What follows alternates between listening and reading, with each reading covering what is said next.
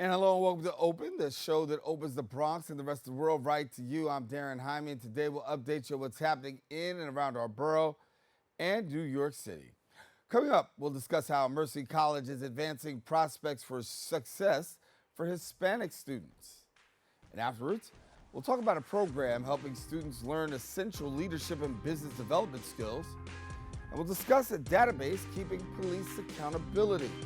More details a little later on in the show. Then, we'll sit with an author on why forgiveness is essential for your health and a roadmap to a more positive life. Finally, we'll learn about an event that's focusing on closing the gap in financial wealth in the community. So we want you to stay tuned because all this and much more is heading your way because now we're officially open.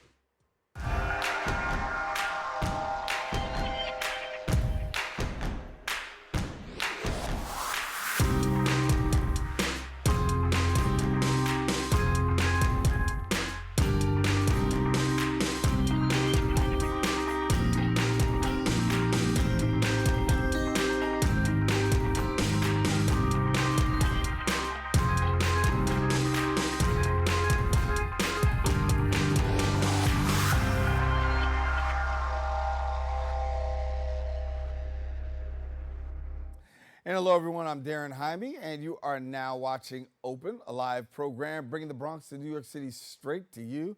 We also want to welcome our viewers to the Manhattan Neighborhood Network as Open is being broadcast live simultaneously on the MNN channel.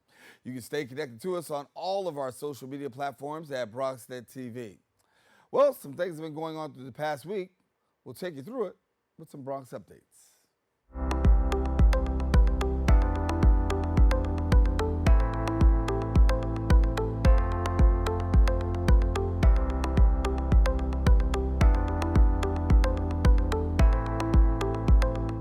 We start off with community news. In an effort to bring awareness to fire safety and community inequality, Kitty launched their inaugural Cause for Alarm event. Our BronxNet reporter Brittany Schuyler Albane has the details. In an effort to bring awareness to fire safety and community inequality, Kidde launched their inaugural Cause for Alarm event with brand ambassadors and a mural unveiling. As Kidde is the global leader in fire safety, they launched the Cause for Alarm campaign as a way to shine a light on racial inequalities that lead to fire fatalities. Shea Adams, the mural artist, wanted to utilize his talent to raise awareness on the injustice that makes Black and brown communities twice as likely to die from a fire, like the most recent Twin Parks fire from earlier this year. So I thought it was my job as an artist that primarily does community-based work to create a mural that really brings about awareness so folks can learn more about some of these issues and hopefully save lives. In just a couple weeks, Adams and Kidde went through several rounds of edits to ensure that the mural stayed true to the community artist's work while also captivating the message of the Cause for Alarm campaign. But ideally, it was about creating something reminiscent of street art to get people's attention, to make them stop and notice. Also joining in on the campaign is Kidde's spokesperson, Grey's Anatomy's Jesse Williams. Williams mentioned his family's practice of fire drills growing up and how fire safety led to his brother becoming a firefighter. He urges the public to develop their own fire safety routines and not take certain precautions for granted. We see smoke. We see smoke alarms. We see smoke detectors all the time. So much that you take them for granted. You get annoyed that it went off when you were cooking. You get annoyed that the battery died and it beeps. So you pop the battery out and you leave it, and that can be a matter of life or death for an entire family or that of an entire building, as we've seen specifically here in the Bronx. Come check out the mural on Jerome Avenue and 169th Street and join in on the cause by using the hashtag Cause for Alarm. Reporting for BronxNet, Brittany Schuyler Albane. And thank you, Brittany. In other news, Broadway came to the Bronx with free performances of Kinky Boots, Moulin Rouge, and Wicked on Fordham Road. Our BronxNet reporter Sanji Lopez has a story. Broadway made its way to the Bronx with free performances from popular musicals like Kinky Boots, Moulin Rouge, and Wicked on Fordham Road for Broadway in the Boroughs, presented by the Mayor's Office of Media and Entertainment. The Mayor's Office of Media and Entertainment thought Broadway should go out and to the people and to everywhere. Everyone should have access to Broadway, and that's how the idea started. And it's been building every year, so much so that we have a fan base. We have people that come to every show in every borough, as well as the locals that live in the neighborhood. So many Bronxites are not able to afford to go to a Broadway show for themselves and their families. And so bringing Broadway to the borough, sponsored by the New York City Mayor's Office of Media and Entertainment, is really a great way to bring Broadway artists and entertainers right here to our borough. Attendees enjoyed the show and participated in trivia, as well as received giveaways like shirts and Broadway tickets during this special free borough-wide event. I am feeling great. It's a beautiful sunny day. I want something to go to one of my favorite pastimes that I usually can't afford, and all while not having to leave the Bronx. It's important that we bring arts, music, and entertainment to the Bronx, especially to Fordham Road. And this is the perfect location. You know, on Saturdays we have the Bronx Night Market with live performances and great food. For Broadway star and Fordham University alumni Kevin Smith Kirkwood, who plays an angel in Kinky Boots, performing on Fordham Road in the Bronx was a special full-circle moment. I went to school 4 years there and I studied music and theater, and to be a working professional now, coming back up to my stomping grounds to give back to the community, you know, is an amazing feeling. The Mayor's Office of Media and Entertainment hopes to bring Broadway in the boroughs back next year. Visit nyc.gov/bway in boroughs for more information. Reporting for BronxNet, Sonji Lopez. And thank you, Sanji. That is all the time we have for our Bronx updates. We are taking a quick break, but we'll have more open when we return.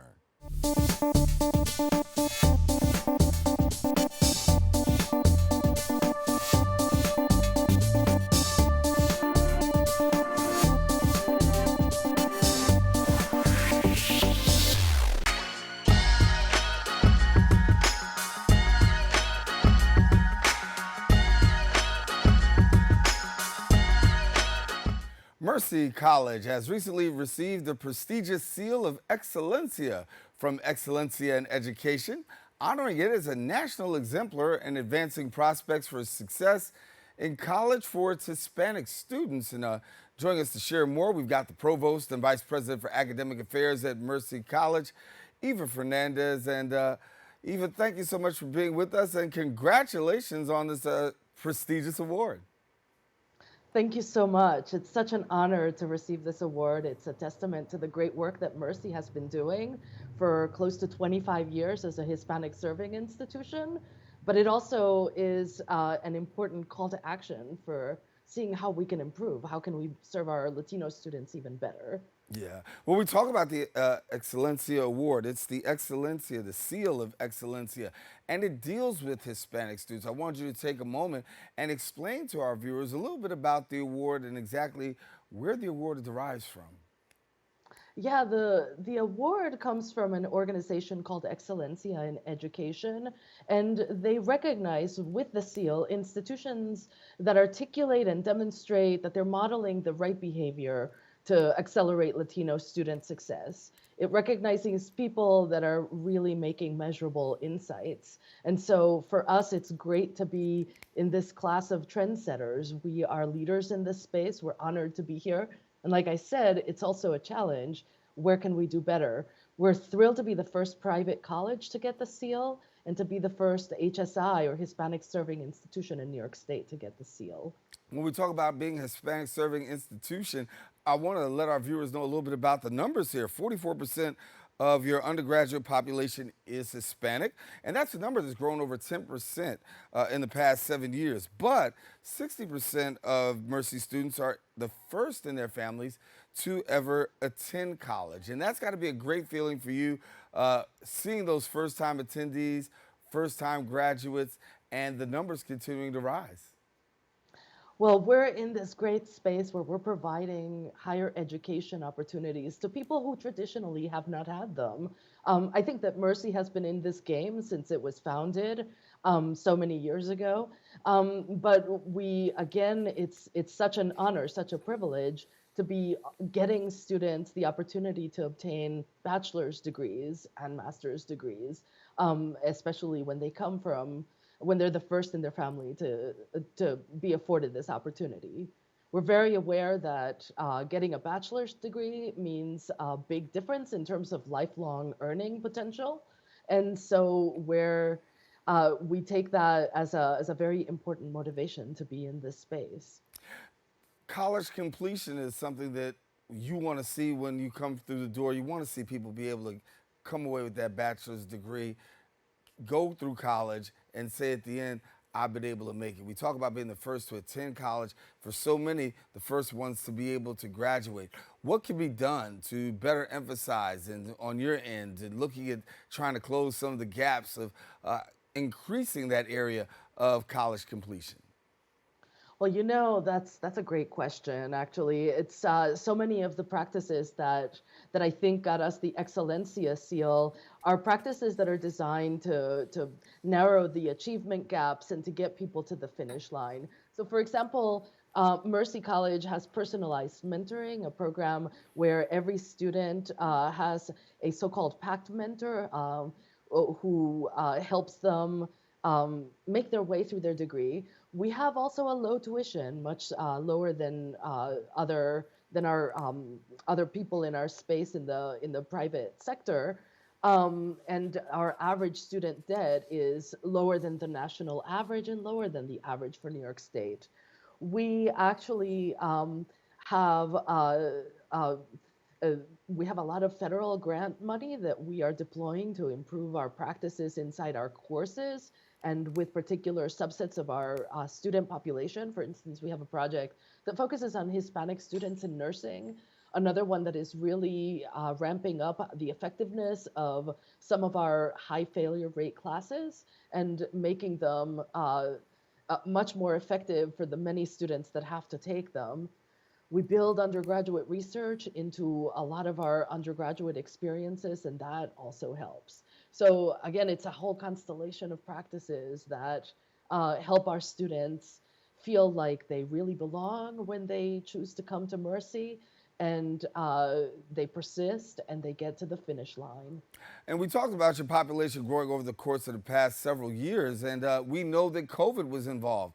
And many education institutions said that they saw a weakening enrollment, but yet and still you've been able to maintain numbers and actually increase numbers. What do you think you can attribute that to? Well, we're going to be feeling the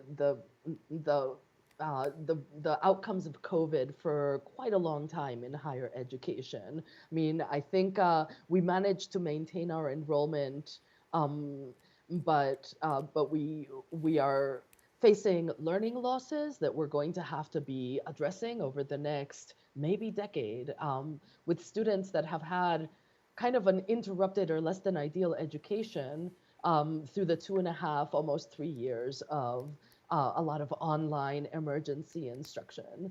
So in that space, we need to be going back to those high impact practices. How do we improve instruction and improve the tutoring supports that our students need? How do we build in co-requisite supports for students in math and English classes rather than treating them as needing remediation? We should be thinking, how can we support them but help them make progress in their degree at the same time? So those are the things that we're really looking at.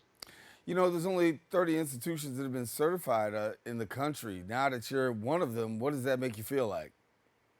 Oh, I feel elated actually. It's one of the great reasons for working at Mercy, this recognizing that this work that my colleagues have been doing for decades is recognized at a national level. But like I said, it's also a call to action. What are the things that we need to improve and do better at?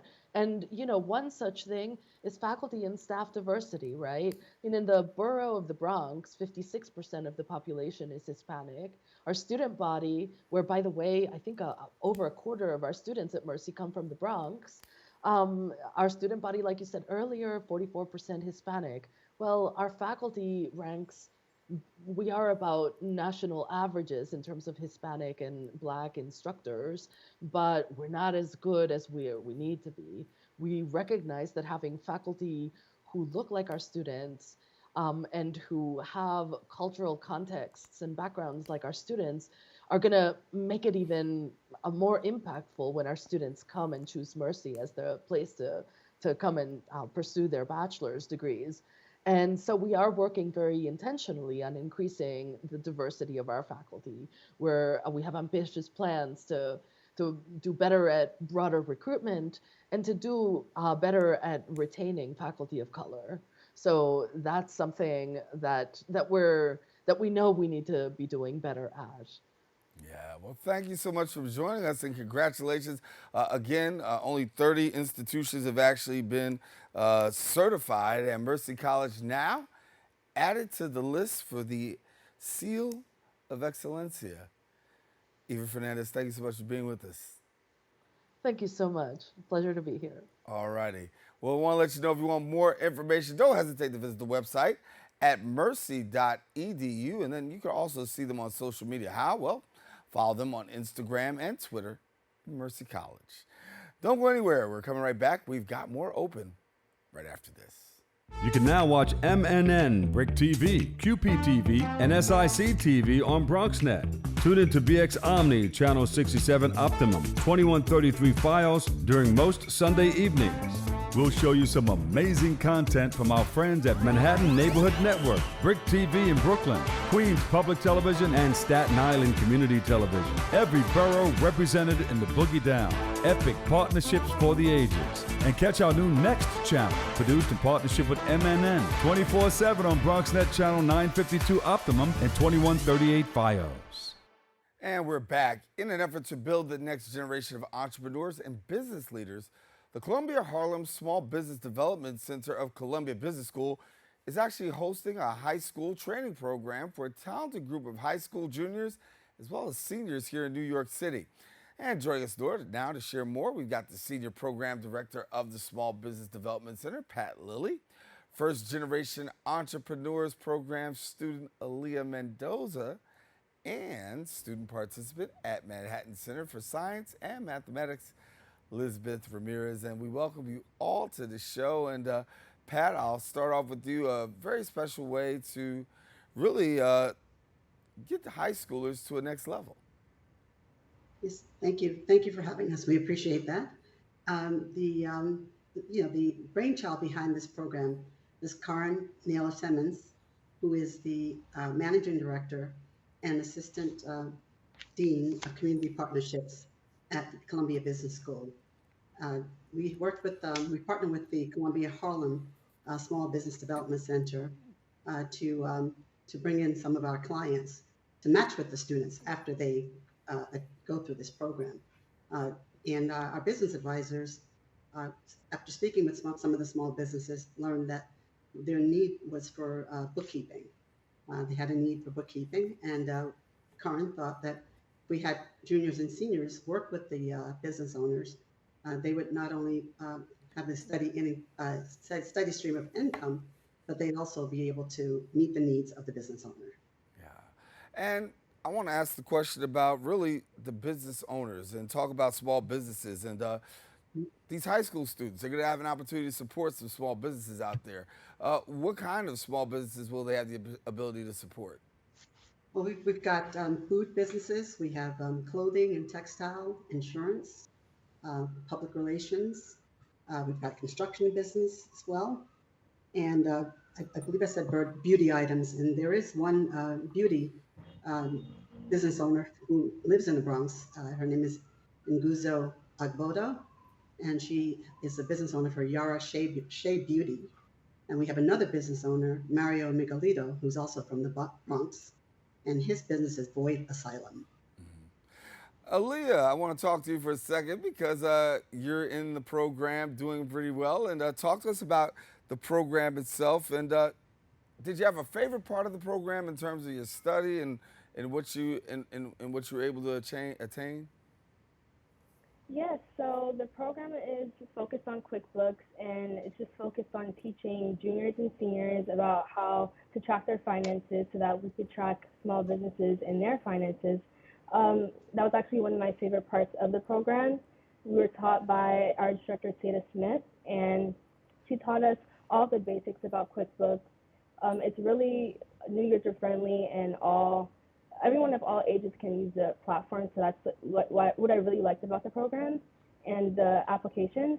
I think that it's really important for people of color, especially the youth to learn about finance and the many ways that it can be categorized, since financial literacy isn't a prominent field of study in our communities. And that was something that really drew me to the program, and I'm so happy that I've gotten that opportunity to learn about QuickBooks and guide and advise other small businesses in their financial journey in the next few months. So. Yeah, Lizbeth, let me talk to you and ask you about the same question. You know, what was the best part for you in terms of the program, and what does it really mean to you right now? So every class that I took taught me many unique things. I really enjoyed the class that I took with Miss Willie Mae. Her class was called Owning Your Own Brilliance, and in this class I found it to be very interactive as I was able to bond with my peers. And she also taught us how to think with an entrepreneurial mindset, and I think that that helped me realize that we are capable of achieving more than what we think we can. And so another important thing that she taught us was setting goals to be able to create a personal brand. And I was able to use the goals that I created for her class, and I implemented that into the website developing class that we had with Miss Mara. And Miss Mara, who is also another incredible person, she taught us how to turn an idea into an identity, um, and that really allowed us to be able to be creative with our websites. And I find it truly incredible that we were able to turn a simple idea into a functional website. And so I really value that. Yeah. Ladies, I'm going to ask you the question because now that you've had the opportunity to be exposed to these classes, what's next for you in the area of where you want to go? So I am a senior in high school, and around this time, seniors are applying to colleges. I'm looking into colleges that have an emphasis on business and entrepreneurship. So some of the terms that I learned in this program and some of the applications that I learned to use in this program will help me and further my career into college. So I'm looking into colleges like Columbia and UPenn that have an emphasis on creativity and business. And yeah. All right, Elizabeth. So as a junior, I still have 2 more years of high school, but I feel like this experience has been an incredible experience. And so I did have the honor to meet with the business owner who I'm going to be working with. And in our previous meeting, we discussed like the business needs her business needs in regards to bookkeeping. And so I'm just excited to be able to move forward with her and to be able to assist her with my bookkeeping skills. Pat, it's got to be a great feeling to watch these young ladies and others who participated in the program who really, you can already see and sense that they're on their way. And I know that's exactly what you wanted to have happen.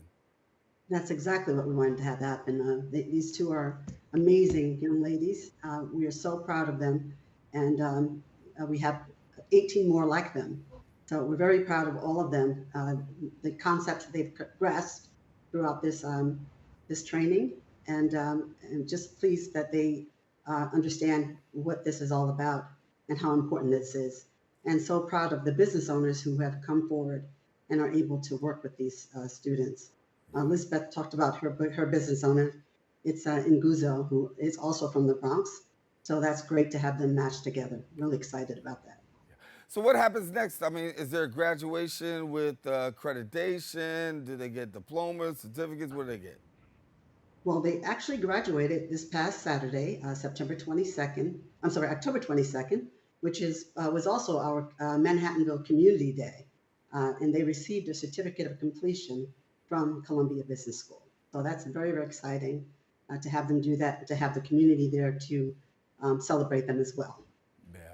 Well, Aaliyah, Elizabeth, just know that we celebrate you continued success. You're on your way, and certainly we hope to bring you back and talk more about where you are in the future. But you're on the right path, and thank you so much for being with us today. Thank you for having us. Thank you. Yeah. All righty. And Pat, it's been great talking to you, too. Thank you very much, Daren. Appreciate that. And keep up the great work inspiring our young people. Listen, if you want more information, you can follow them on Instagram and Twitter at Columbia_biz. Don't go anywhere. We will be right back. We've got more Open coming up right after this.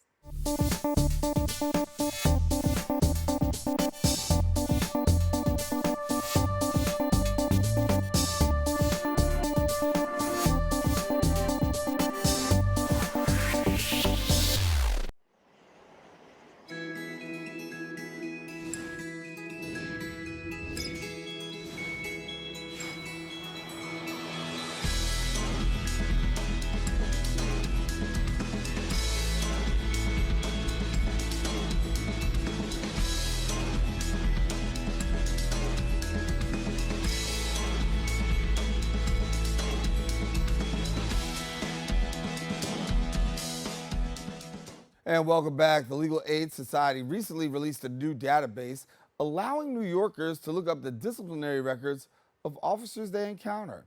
The organization hopes to make accountability and transparency more accessible to the public, particularly to communities of color. We sat down with the supervising attorney of the Legal Aid Society, Anthony Posada, to discuss more. I'll start off with, why do you feel that this database is so important? Thank you again, Daren, for having me. And you're right. We recently launched what is perhaps the most comprehensive database of police officer records, as well as records of Department of Correction officers, that will allow members of the public to check for disciplinary records, as well as records of payroll of officers that are patrolling their communities. And this is something that goes to the heart of being able to develop trust in the police, develop trust in the public servants who swore to protect people in their communities. And also, it does away with what was a norm for a very long time, where these records were shielded from the public eye. And so having this database is something that is going to be of service to the community, so that people can know and have a better understanding of the kinds of officers that are patrolling their streets. So when we talk about officers patrolling the streets, obviously a lot of people do have encounters with police officers. Sometimes those encounters do not go the best way. And many times that interaction with a police officer may be the first of its kind, but for that officer, they may have multiple encounters with people that are worth noting about. Give us a little bit about this here, because for a person that has this on an individual encounter, to be able to uncover now that this person, this police officer, may have had multiple encounters and it was in a negative fashion, how does that bolster a person's case? Well, that in itself is something that will help. Let's say if the person develops or finds themselves with a criminal case against them, resulting from that encounter. If they get a hold of these records, if their public defender gets these records and is able to see them, then that is going to be able to chip away at the credibility of the officer when it comes to their testimony in court. Because it will show that there's a pattern of the behavior already in the person's past and in the officer's interactions with people. And so this will help the person in their primary case. But overall, if a person has an encounter, they deserve to know if this officer already has exhibited this kind of behavior that has resulted in disciplinary charges being filed against them, so that they can understand that this is not a first instance, it's not an isolated instance. It could be something that's already been happening in the career of this officer. And so it allows the person to see the paper trail of that history and have access to it. And so those are some of the different ways, Daren, that having this information at your fingertips can help with their primary case. Give me a little bit about the numbers that you're seeing coming across your desk in terms of complaints. Are we seeing a rise in complaints by civilians when it comes to police? Well, what I can tell you, Daren, is what the database includes. It combines more than 450,000 records. It has over 18,000 lawsuits filed against more than 14,000 NYPD officers in a time frame that encompasses 2013 up until June 30 of 2022, this year. It has 190,000 civilian complaint review board records of allegations made against NYPD officers, including more than 1,000 full investigation closing reports, roughly 9,000 NYPD internal misconduct records, including NYPD trial decisions and NYPD Internal Affairs Bureau records, as well as 15,000 district attorney and judicial records that include what we refer to in criminal justice as Brady and Giglio disclosures, from prosecutors and district attorney adverse credibility records from 4 New York City counties. So in that last part, Brady material is exculpatory material that the prosecutors have that must be provided to public defenders. And so it also has over 1,000 archived media articles concerning NYPD misconduct and hundreds of Department of Corrections staff discipline records. So it's not so much, Daren, that we're seeing a rise in people making these complaints or filing these complaints, but it's really about the thoroughness of the database and the way that brings together from all these multiple sources the informations that can start to give a person a clear understanding of the officers and their actual histories. And so we talk about the Cop Accountability Project. I want to talk about that for a few moments because that's another component here. When we talk about the Cop Accountability Project, what exactly is that and what are your hopes? I can start telling you that the Law Enforcement Lookup Tool, which is the name of the database that was released this week, LALU is the acronym. It is the result of a pilot project that started with a public database that was called CapStat. And that was started in 2018.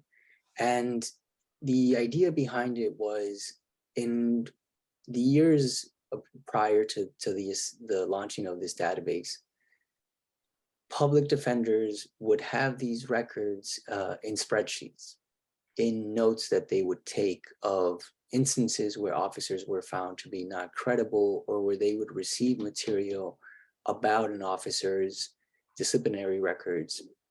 But there wasn't a systematic way to access that information. It was spread out, it was held by different people. And so the CopStat database, the pilot project, was a way in which to start organizing and putting an infrastructure over that information and making it available in a digital format. Since then, the Cop Accountability Project has grown to be a project that assists members of the public if they find themselves in situations like the one we mentioned earlier, where somebody has an encounter with a police officer and they want to file a complaint, but they don't know how to, and they want to understand how they can preserve their rights in case they want to file a lawsuit against the city and that officer in the future. And so there is a current clinic that operates as a result of the Cop Accountability Project, as well as the project itself is involved in lawsuits that the Legal Aid Society currently has against the NYPD for instances where its officers violated people's rights. And one example I can give you of that, Daren, is a lawsuit we have against the city related to the way in which officers violated people's rights during the George Floyd protests in 2020. Many people there saw the violent images that were on social media of officers pushing people, injuring people, using police vehicles against them when they were peacefully protesting and engaging in tactics that were meant to really silence and deter people from exercising their right to protest. And so the Cop Accountability Project operates in those different spheres, in bringing forward litigation and working in coalitions to hold officers accountable and work towards reforms that will ensure that the way the laws are written are protecting people and making sure that the police are more accountable. And the LALU itself, the database, is a way of legitimizing these accountability systems because if there is a disciplinary process against an officer, if there is a civilian complaint review board complaint that was substantiated, this database now brings all of that information together so people can access it and see it, as opposed to it just remaining secret or hidden from the public eye. What kind of response have you been getting since the database has been released and now people have access to this information? Obviously, this is something that people have been calling for a long period of time, but now to see it actually out and available, what's it been like? There's been a very positive response from the public. A lot of the comments relate to how this is going to help with transparency, how having these records is something we should have been doing a long time ago. And there are people who criticize it, people who come to viewing it as something that is actually meant to harm officers, but that's a clear misunderstanding, Daren, because again, the intent here is not to use this database in any way that puts people in jeopardy. It's really about, these are documents that show a person's history. They're already going to be, they're made public. And so if you have nothing to hide, if you're doing what you were sworn and took an oath to do, then there's not really anything that's putting you in jeopardy here. So there have been those types of comments about it, but those are really in the minority. Yeah. And what about law enforcement? I mean, obviously, I know they're not too happy with this. Have you got any kind of legal pushback here? I'd have to check, Daren, although I wouldn't be surprised if there was a statement from the police officers union saying that, again, having these records is dangerous for officers or will prevent them from doing their job effectively, which is actually doesn't make really sense, because if officers are doing their job correctly, then they should have nothing to worry about in this database. And there obviously have been people who say things like, well, why not have everybody's criminal histories publicly available? But again, Daren, we're having a space for people to know about public servants, people who are in a different footing in terms of civilians, because, right, they are here to do their jobs as police officers. So if a person wants to go about getting this database and they're just seeing this show for the very first time and they're hearing about this, what do they do? So they can go to www.legal-aid.org/LELU, LELU. And that will take them directly to the website where they can find the database. Again, that's www.legal-aid.org/LELU. And that takes them directly to the database. And the way it was set up is that you can type in an officer's name and begin to search across all these different fields. And just the name itself is how people can find information, and not necessarily a badge number, because badge numbers, we have found out, change throughout an officer's career. And so the name itself is the identifier that follows the person's documents. Well, Anthony, I want to thank you for taking the time to share with us today. And certainly, I know the public will definitely take advantage of this much needed resource here in the community. And we'll see where it goes from here. Anthony Posada, thank you very much for sharing with us. Thank you very much for having me, Daren. And if people have any questions, they can get in contact with us and also reach out to us even through that website itself. And thank you again for having us and letting us talk about this important tool. For more information, you can visit their website at legalaidnyc.org. We encourage you, don't go anywhere. We'll be back with more Open right after this.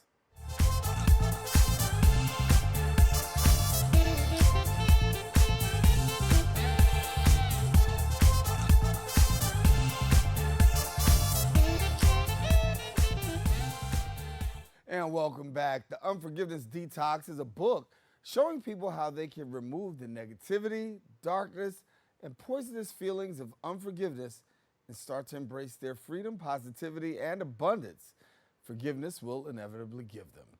And joining us now, we've got more. It's from the author of The Unforgiveness Detox and spiritual coach, Latoya Shea. And Latoya, glad to have you with us. And when we talk about unforgiveness, I mean, there's so many people out there that walk around day to day harboring resentment and anger, but here it is that you're helping people through with this whole unforgiveness. Talk to me about how you got here.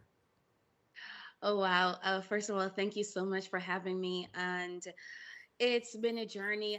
I've been on my own since I was 13.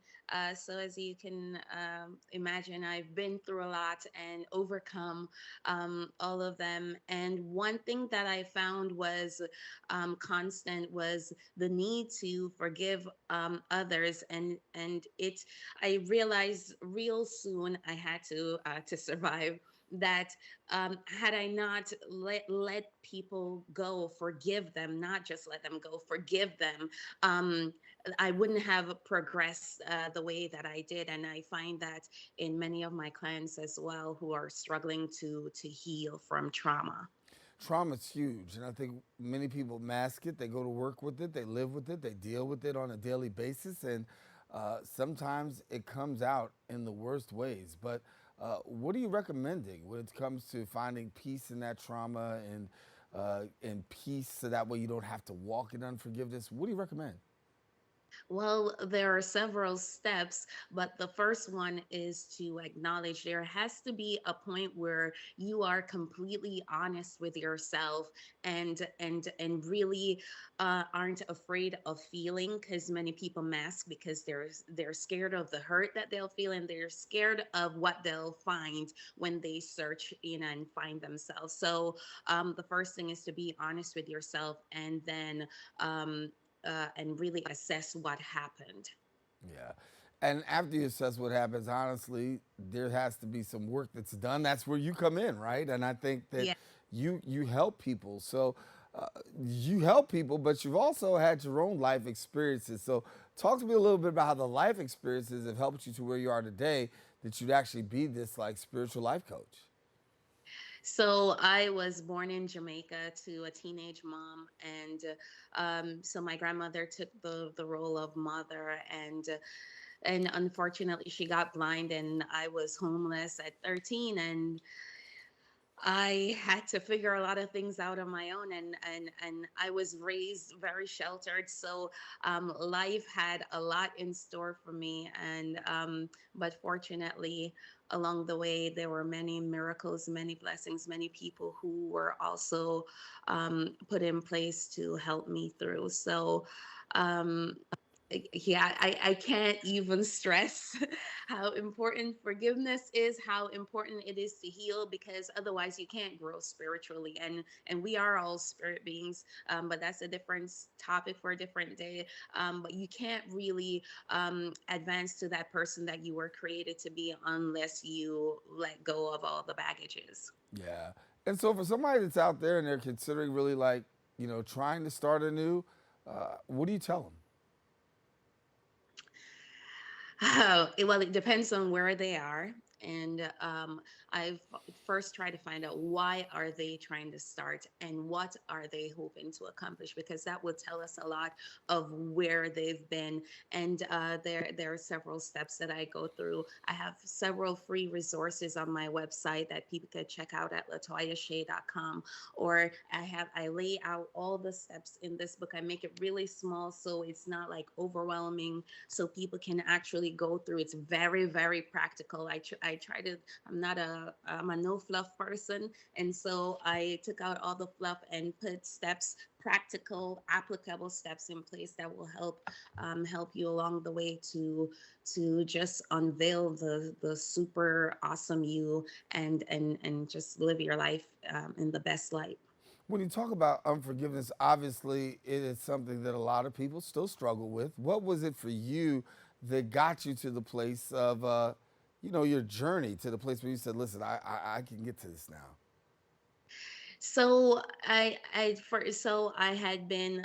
experienced every form of abuse that you can think of, and yet still I'm always this jovial person, and people are always attracted to me. But as soon as I overcame one thing, it was another, and I kept stumbling into people who weren't the best expression of humanity, and so it became overwhelming for me, and I'm like, I can't do this anymore. And so I had to go back to the beginning and resolve everything so I can live free. And one other thing that I noticed on the way that got me here was that, like I said before, people were attracted to me, and that's how I found it was my purpose. Because as I was healing and going along, I was meeting people who were going through the same things, or who are going through things that I've already, triumphed over, and I was able to help them by showing them how I did it. Shea, I want to get people connected to the book. So, again, tell people about the book and where they can get it. So the Unforgiveness Detox, today's the last day, actually ends tomorrow morning, of a 99 cents ebook special I have on Amazon, but it's anywhere where books are sold. The Unforgiveness Detox, you could get it in stores, or you could go on my website, latoyashea.com, LATOYASHEA.com, and you'll find that and many more free stuff that will help you on your journey. Well, I want to thank you so much for being with us. I think there's a lot that you can really offer, and that you have offered really to us today in the area of unforgiveness and finding peace and God and the whole 9 yards. What has been the best part of this whole journey for you? Of finding God, by far. It's like more than this, when it's not religion and all of these institutionalized or ideas of who he is, just having a real personal relationship with him. It's like mind blowing. I can't even find the words for it. So that's the most amazing part. I can't believe that I was existing without him. Wow. Really. Well, Latoya, thank you so much for being with us. I know you've got some great success. Congratulations on the book, the work that you're doing, helping people get through this thing, because there are so many people out there, as I started off the segment talking about, that really deal with unforgiveness. But you have the opportunity to help people through. So thank you for doing that, and thank you for being with us. Thank you so much. Have a good one. All righty. Now, I want you to know, if you want more information, we encourage you, visit the website, latoyashea.com, and then follow her on Facebook at Latoya Shea. We encourage you, don't go anywhere. We're coming back with more Open right after this.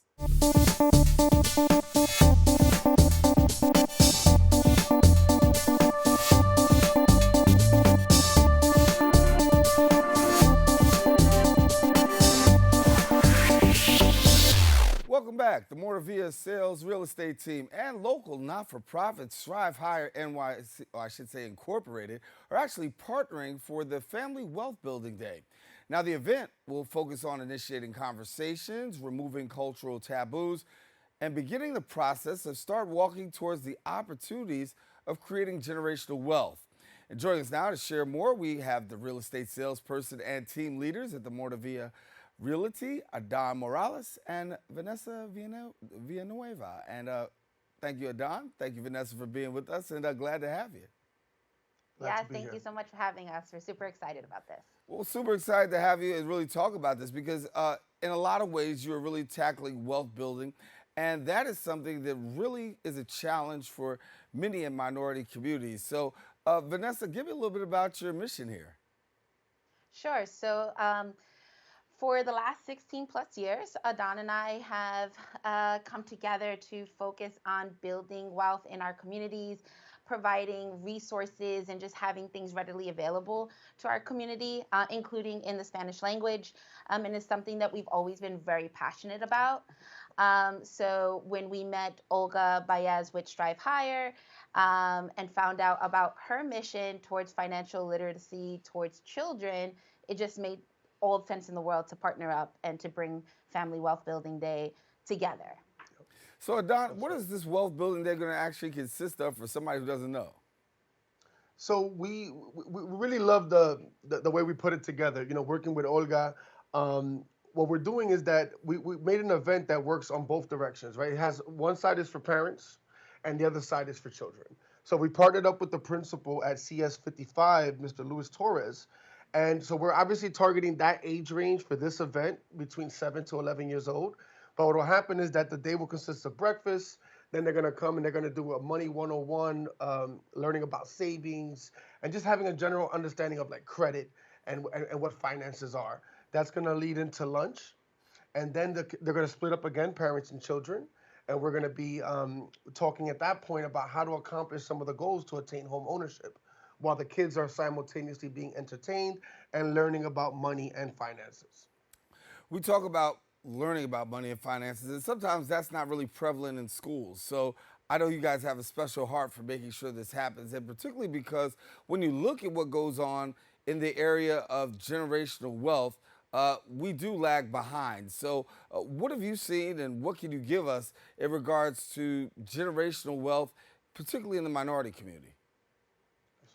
Yeah, so that's an amazing question. So it really is from something where there are a lot of us that are privileged to have that sort of exposure, and unfortunately a large majority of our community does not have that sort of example in their life, or don't have those sort of conversations around the dinner table. So we just wanted to really just integrate that a little bit more on a more familiar setting, and just talk about, what sort of houses are around in the community that you're in, that not everything is necessarily for rent, and how, and owning a home and what that means in terms of building generational wealth, closing the wealth gap, being able to create a legacy and some sort of stability in a lot of our communities, which are getting pushed out through various forms of like gentrification, for example. So just letting them know that they can and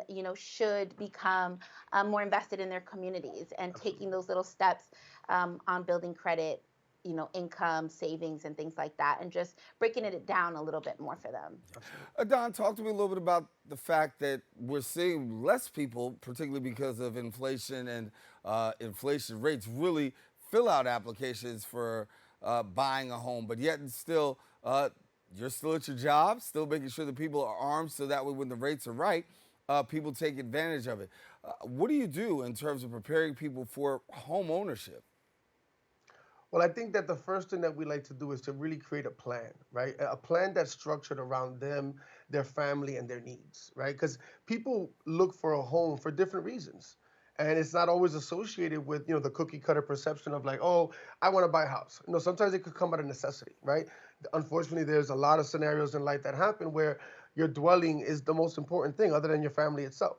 So that need is always going to be in our society, regardless of inflation.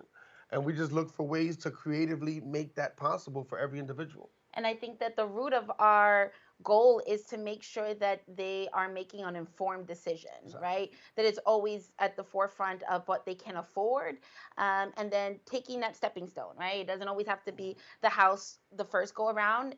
That's how you kind of leverage that property when the time is right.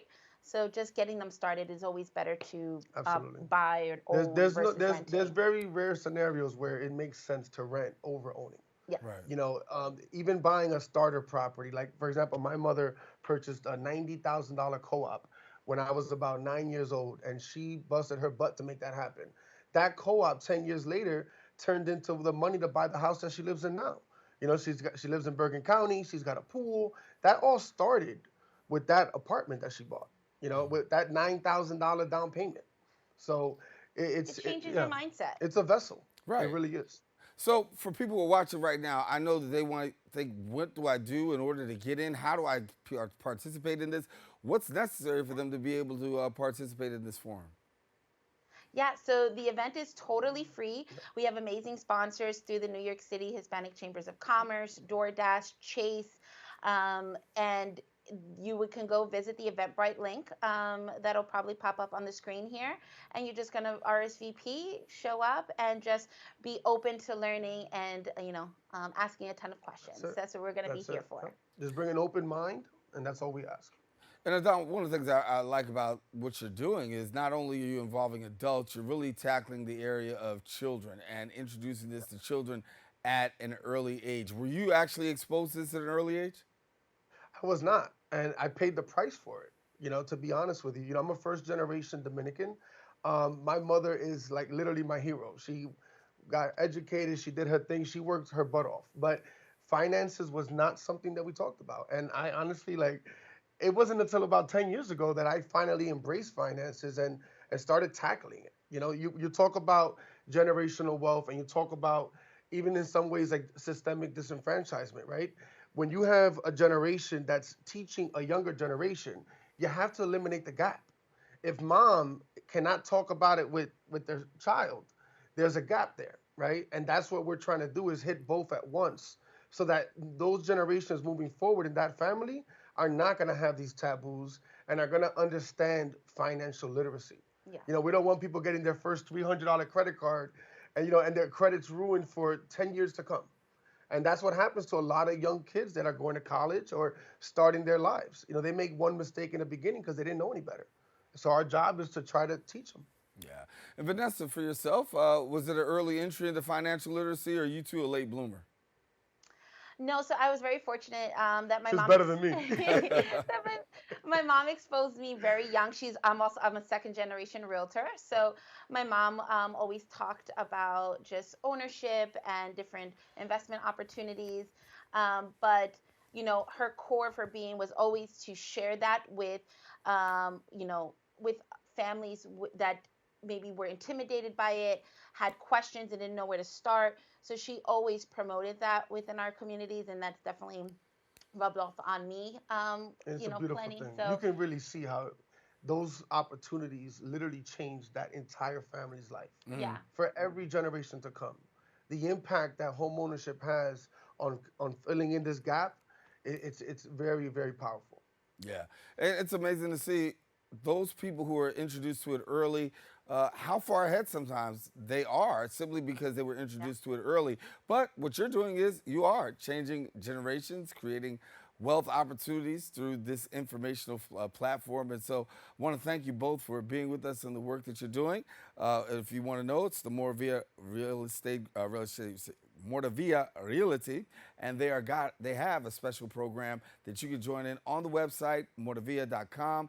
Also follow them on Facebook and Instagram at Moravilla NYC. And I want to thank you both for being with us, and congratulations, and hopefully we'll see a lot of people participate in the program. Thank you Yes, so looking much. forward Thank to you it. so Thank you much. so much, everyone. Adan and Vanessa, thank you so much for being with us. Listen, we've come to the end of our show today, and I'd like to thank all of our guests for joining us, and most of all, you, the viewer, for tuning in. Now, if you missed any part of today's show, you can catch the recablecast on Optimus Channel 67. If you have Verizon Files, that's Channel 2133, or anytime on the web at bronxnet.org. Now, if you want a brand new episode of Open with my girl, Rena Valentine, come back on Friday, and she'll give you the best of what's happening in arts and entertainment. Well, this about wraps up this episode for Open here. I'm Daren Jaime saying make sure you keep this channel wide open. Take care. God bless.